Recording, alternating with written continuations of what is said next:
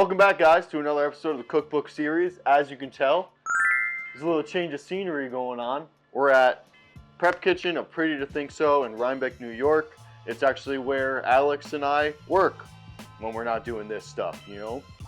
Today we're making a recipe out of Yotam, Ottolenghi's cookbook flavor. We're making Rutabaga Gnocchi with miso butter. Let's get into it.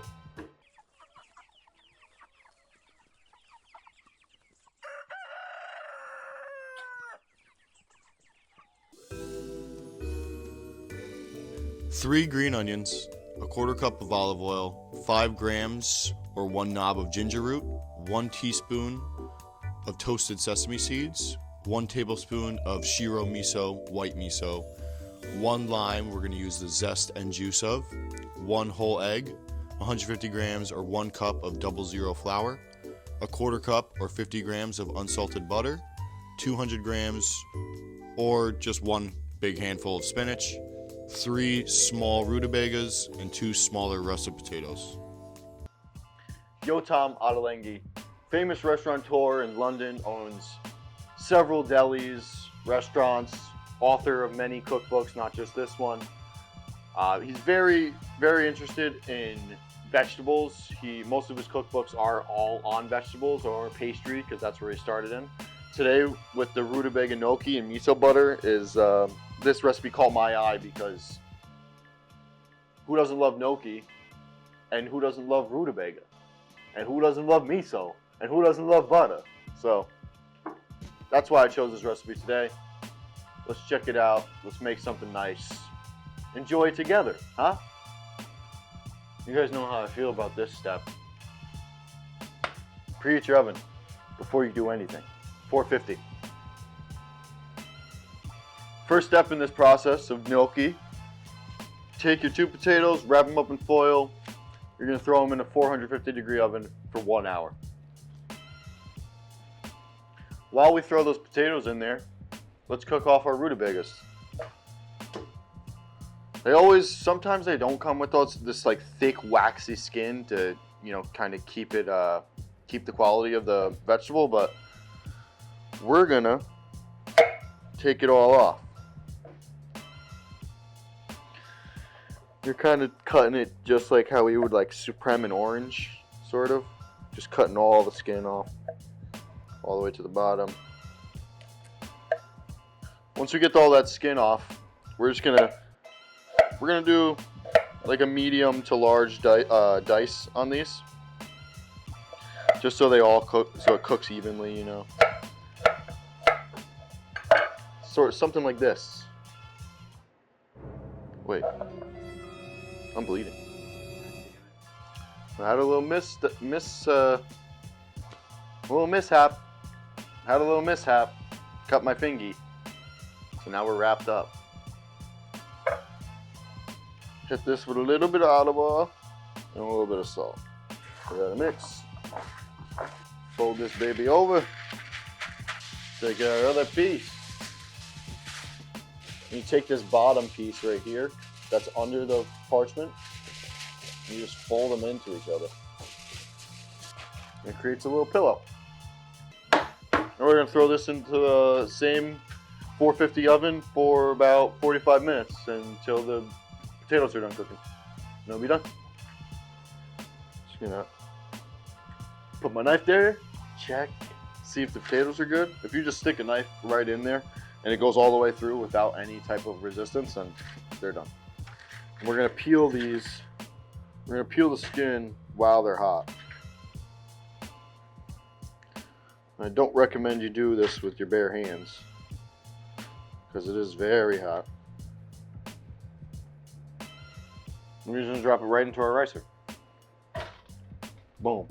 Get that little bit. Remember, guys, you want to peel it as soon as it comes out, because if you let it sit in its skin for too long, it'll become gummy. You don't want a gummy potato.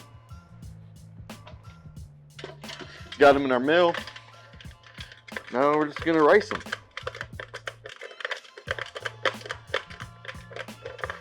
This part of the process is important too, because One, it helps for the dryness, like we were just, or the gumminess, what we were just talking about, and it's just much easier to get everything incorporated. If you don't have a ricer like this, you can also just like mash it up with a fork and separate it, or you could even cheese grate it if you wanted to, but it's up to you.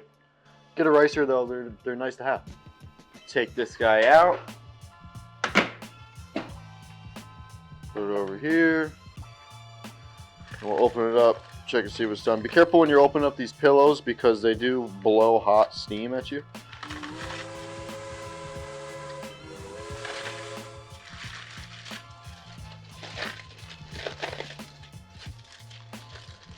Oh yeah. If you can push right through them like that, then they're definitely done.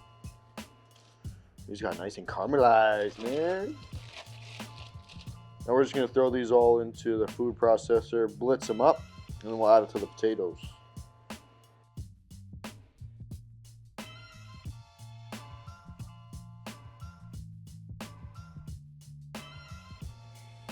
Smells so good. All right, we're all in there. Let's blitz them up. And we're just gonna blitz these. We basically want to just puree them till smooth. So probably halfway through, I'm gonna have to scrape them down. Just make sure you get everything incorporated, and you want it to be as smooth as possible for putting it into the mixer to make our gnocchi. While it's going, add a couple tablespoons of olive oil.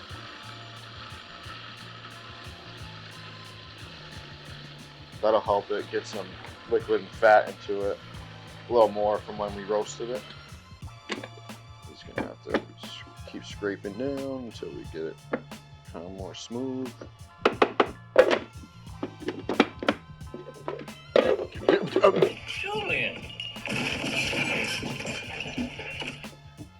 So this is almost there. Nice, nicey, nicey, nicey. Let's dump it on in there with the potatoes. There you go. We got a potato in the bowl. We got a rutabaga in the bowl. We're gonna add 1 egg yolk. We're just gonna separate the yolk from the whites real quick. Now we're just gonna mix all these three till it's well combined. Then we're gonna fold in our flour.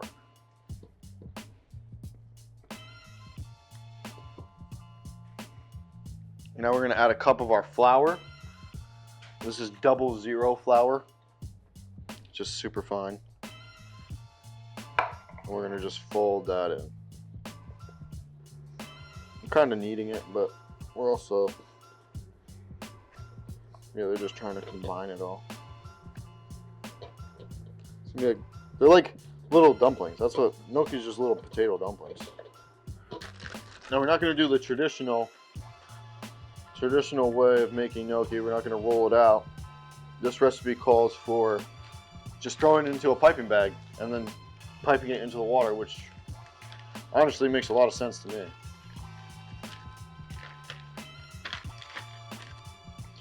Get it all in there. That's it.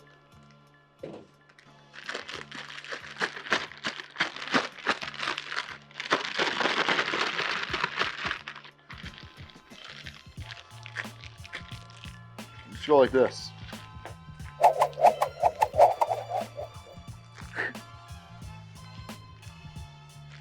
That's gnocchi, friends.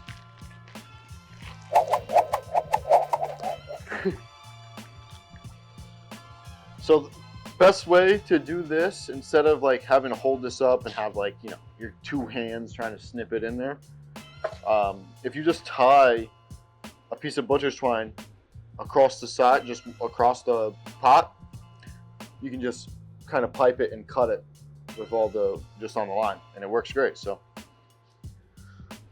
water's boiling. Let's see how it goes, huh?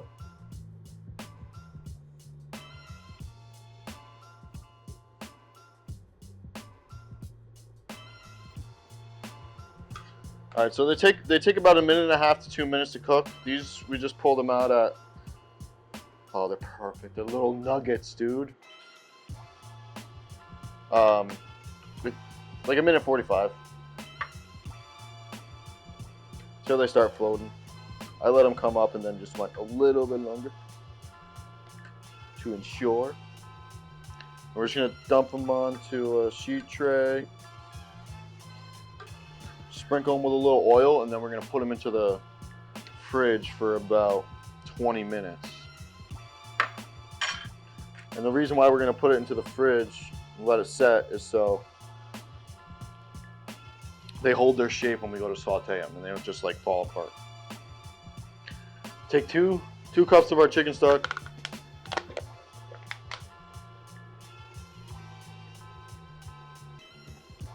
Put it into the pan. We're going to let that reduce by half. It'll take about 10 minutes. Turn that pan up. While that's going, we're going to chop up all of our veggies and get our mies ready. So, take our green onions, snip these little ends off. Probably only use about 3 of them.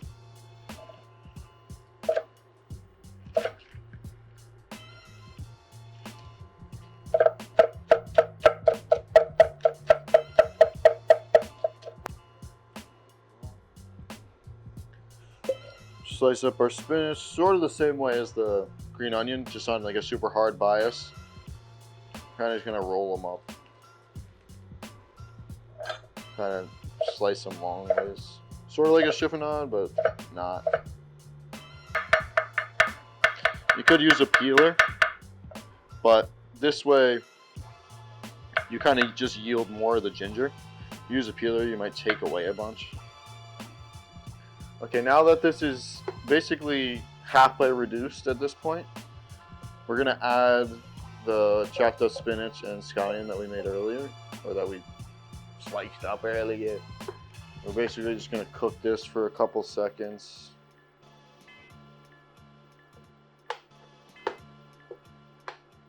Till it just gets tender. Basically just like blanching it, but we're not going to put it in ice after. That's all. Literally just a couple seconds. After you do that, we're going to go ahead and add a 1/4 cup of our butter, which is about 4 tablespoons. Unsalted butter. I'm going to chop it up. It's just 3. 1 more. Throw that in there.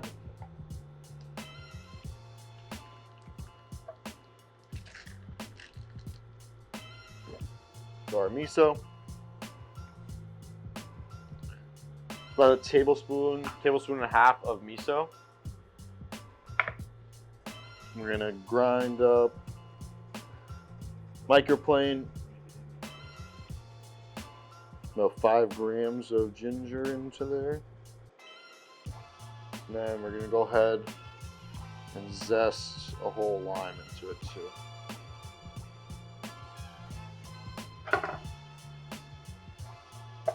Maybe about half the lime. Then we're going to just juice half of it.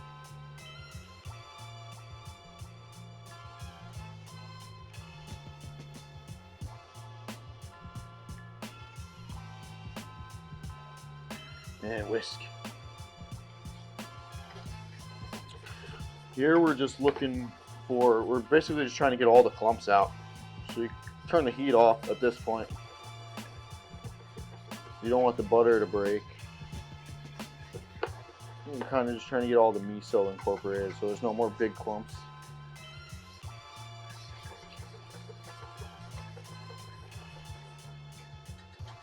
That's our sauce right there. Let's quality check this. Holy shit, dude. And then we're gonna get a nice crisp on our gnocchi. Then we're gonna combine it all together. One happy family.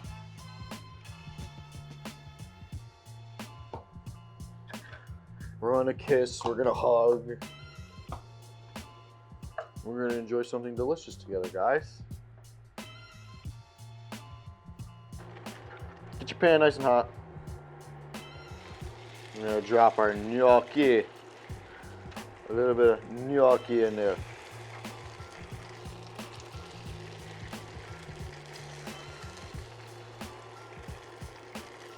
We're not gonna really touch this pan either. We're just gonna let all of them sit on that one side and get a nice crisp. Then we're gonna give them a little toss, a little jostle, and then we're gonna put the sauce. A little salt.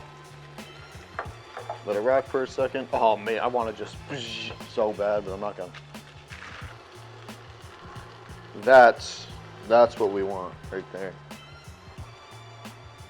All right, we got a nice crust on our little gnocchis. We're just gonna dump them right back into the sauce.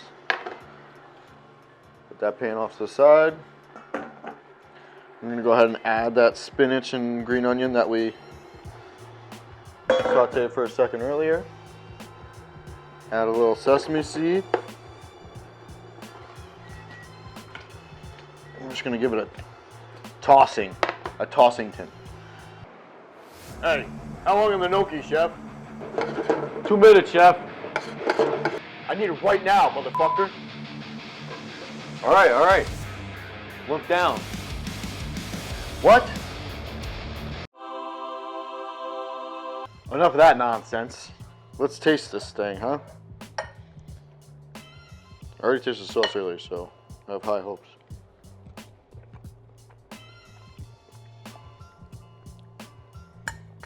Wow, this is crazy.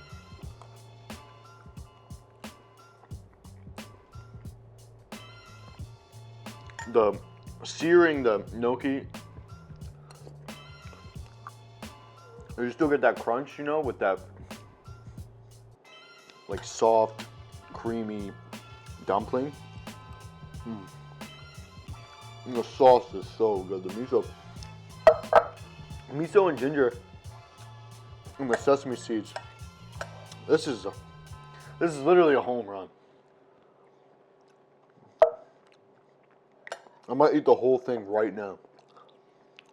We're done. Just cut the video. I'll just eat this.